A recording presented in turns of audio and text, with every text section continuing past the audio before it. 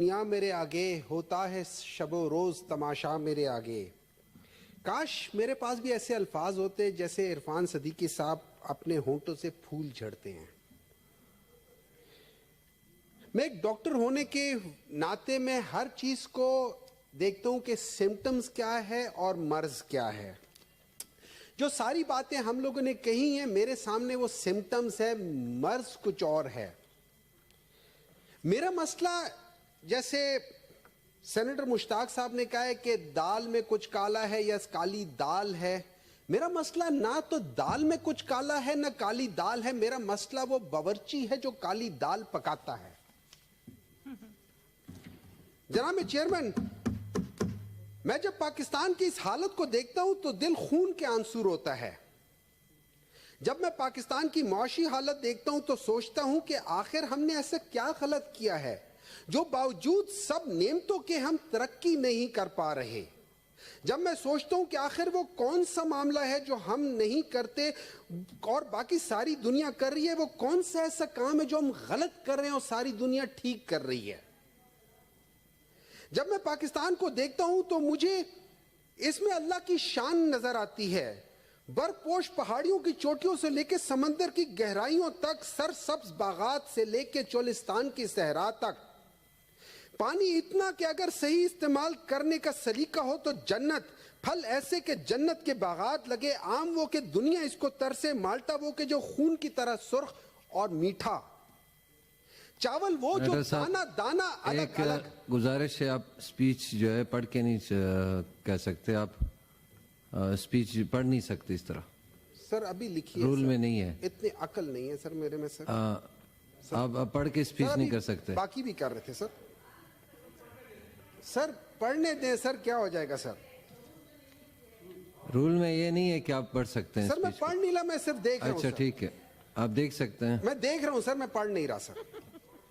ٹھیک ہے سر. کہاں تک سنو گے، کہاں تک سناؤں، فَبِأَيِّ آلَاءِ رَبِّكُمَا تُكَذِّبَانِ. جناب چیئرمین، جب میں دیکھتا ہوں ان نعمتوں کے باوجود ہم لوگ ترقی نہیں کر رہے، ہم اس کا صحیح استعمال نہیں کر رہے. ہمارے پیارے ملک میں ایسی کون سی معدنیات ہے جو نہیں ہے؟ سونا ہے، چاندی ہے، تیل ہے، گیس ہے، سنگ مرمر ہے، ہر چیز ہے. تو پھر آخر کیوں؟ تو اکثر شب تنہائی میں چند لمحے نیند سے پہلے میں سوچتا ہوں کہ اس ملک میں آخر کیا غلط ہو رہا ہے، ہمارے فیصلے کیوں غلط ہو رہے اور ہمارا رزلٹ کیوں غلط آ رہا ہے. یہی وہ پاکستانی ہے جب وہ بیرون ملک چلے جائیں تو ستارہ بن کے چمکتے ہیں، لیکن پاکستان میں ایک سیارے کی طرح گر رہے ہوتے ہیں. ہم وہ ایسا کون سا غلط کام ہے، وہ کون سا ایسا غلط موڑ ہے جو ہم نے موڑ لیا ہے اور ہم سے یہ پاکستان سنبھالا نہیں جا رہا. تو جناب چیئرمین، جب میں سوال کرتا ہوں، آڈٹ کرتا ہوں، سوچتا ہوں کہ آخر کیوں، تو پچھلے 3 سالوں میں جب سے میں اس ایوان میں آیا ہوں میں نے ذرا اس سسٹم کو قریب سے دیکھا ہے. میں نے دیکھا ہے، میرا مشاہدہ یہ کہتا ہے کہ جو ہم فیصلے کر رہے ہیں، جو لوگ فیصلے کر رہے ہیں، ان کی مینٹل کیپیسٹی ہی نہیں ہے کہ وہ فیصلے صحیح کر پائیں، اور اس کی وجہ یہ ہے کہ وہ میرٹ پہ نہیں ہیں. وہ سفارش پہ بھرتی ہوتے ہیں اور سفارش پہ رہتے ہیں. پچھلے 3 سالوں میں کوئی 200 کے قریب مجھے سفارشی آئی ہے. میں نے صرف یہ کہہ کر نہ کر دی ہے کہ اگر میں نے سفارش کر دی اور اس کو جاب مل گئی تو جس کا حق میں نے مار دیا، قیامت والے دن میں اس سے اپنے آپ کو کیسے بچا پاؤں گا. میرا خیال تھا کہ ہمارا مسئلہ ان پوزیشن پہ جو نان میرٹ سفارشی ہے وہ ہے، لیکن نہیں. تو جناب چیئرمین صاحب، سوال اٹھتا ہے آخر یہ نااہل لوگ کیسے آ گئے؟ تو پتہ چلا کہ ان کو لانے والے بھی میرٹ پہ نہیں تھے. اور وہ کون ہے جناب چیئرمین صاحب؟ وہ ہم پولیٹیکل ایلیٹ ہیں جو خود پولیٹیکل میرٹ سسٹم سے نہیں آتے. پولیٹیکل میرٹ سسٹم صرف اور صرف صاف اور شفاف الیکٹورل پروسیس ہوتا ہے، اور ہمارے ملک میں وہ نہیں ہے، بلکہ ناپید ہے. ہم نے بات کی 1970 کی 160 کی بجائے 80 سیٹوں والوں کو لے آئے. ہم نے بات کی 1981-84 کی کہ جس میں ہم نے نان پولیٹیکل پارٹی بیسس پہ ایسے لوگوں کو لے آئے کہ جن کا کوئی میرٹ نہیں تھا, پولیٹیکل میرٹ نہیں تھا.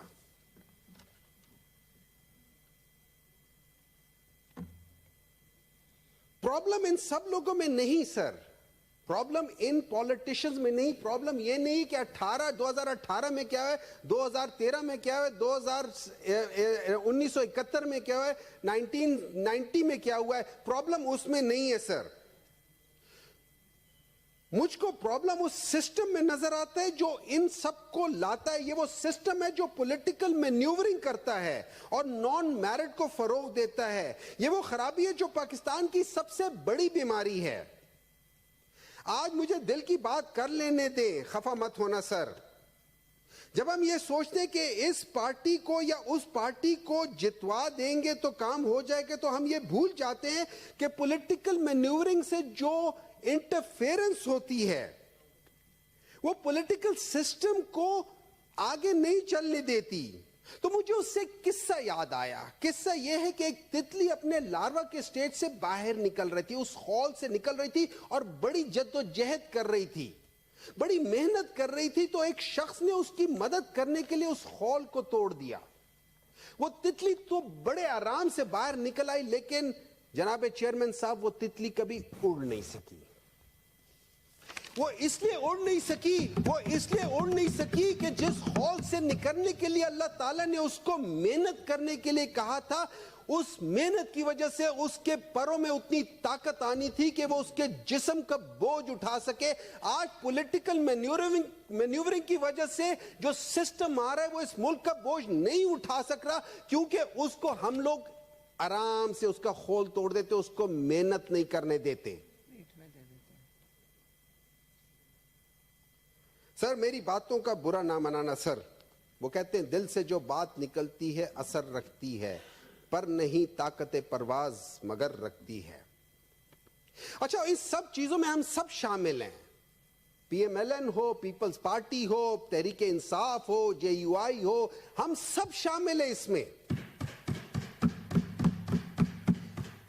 اگر میں اس ملک کے پولیٹیکل میرٹ اگر اس ملک میں پولیٹیکل میرٹ ہوتا تو میں آج یہاں نہ ہوتا.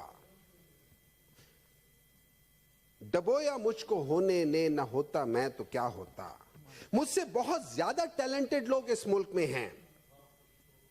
اس سسٹم کی وجہ سے میرے جیسے لوگ بھی پارلیمنٹ میں آ گئے, مگر چونکہ میں ایک سائنس کا اسٹوڈنٹ ہوں, سوچتا ہوں, سوال اٹھاتا ہوں, آخر کیوں. انفارچونیٹلی ہمارا سسٹم سوال اٹھانے والے کو پسند نہیں کرتا. ہمارا سسٹم خوش آمدیوں کو پسند کرتا ہے جو آپ کے میرے آگے پیچھے ہو رہے ہوتے ہیں, کہ ہمارے غلط چیزوں کو بھی کہتے ہیں آپ نے بڑا اچھا کیا. یہی وہ سسٹم ہے جو اس میرٹ کو آگے آنے نہیں دیتا, جو پولیٹیکل میرٹ کو آگے آنے نہیں دیتا. تو جناب چیئرمین, جب تک یہ پولیٹیکل مینیورنگ ہوتی رہے گی اور پولیٹیکل میرٹ کی پامالی ہوتی رہے گی, تو چاہے ہماری نیت کیوں نہ کتنی اچھی اور صاف کیوں نہ ہو, ہم غلط طرف جاتے رہیں گے. تو میرا اپنے ان بھائیوں سے یہ ریکویسٹ ہے کہ اگر آپ یہ پولیٹیکل مینیورنگ ختم کر دیں تو انشاءاللہ تعالی پاکستان بھی سلولی بٹ شورلی ترقی کی راہ میں چل پڑے گا انشاءاللہ. اس دفعہ سے 2024 میں تو انتہا ہو گئی. یہ بھی نہیں دیکھا کہ عوام نے کیسے نکل کر بغیر گاڑی کے, بغیر قیمے والے نان کے, بغیر نشان کے, بغیر انٹرنیٹ کے, بغیر جھنڈے کے, اور سب سے بڑی بات بغیر لیڈر کے نکل کے ووٹ دیا. وہ سب نکلے جس کو کہتے تھے کہ یہ ممی ڈیڈی ہیں, وہ سب نکلے کہ جس کو کہتے تھے کہ یہ تو صرف سوشل میڈیا کی ٹیم ہے, زمین پہ ان کا کوئی وجود نہیں ہے, وہ نکلے. وہ سب نکلے جن کو یہ کہتے تھے کہ یہ برگر فیملی ہے, وہ نکلے, اور اتنی تعداد میں نکلے, اتنے انہوں نے جا کے ایک ایک نشان کو ڈھونڈا. آلو, بینگن, قیمہ, کریلا, ٹینڈے, فرائی پان, प्रेशर कुकर, उनमें से ढूंढ ढूंढ के निकाला कि हमारा कैंडिडेट कौन था, और फिर उसको वोट भी दिया और एक क्लियर मैंडेट दिया। लेकिन इस मर्तबा भी हम लोग पॉलिटिकल मैन्यूवरिंग कर रहे हैं, मेरिट को हटा रहे हैं और जो मेरिट पे नहीं है उनको ला रहे हैं। लेकिन आखिर कब तक? वो पॉलिटिकल माइंडसेट हम में कब बेदार होगा?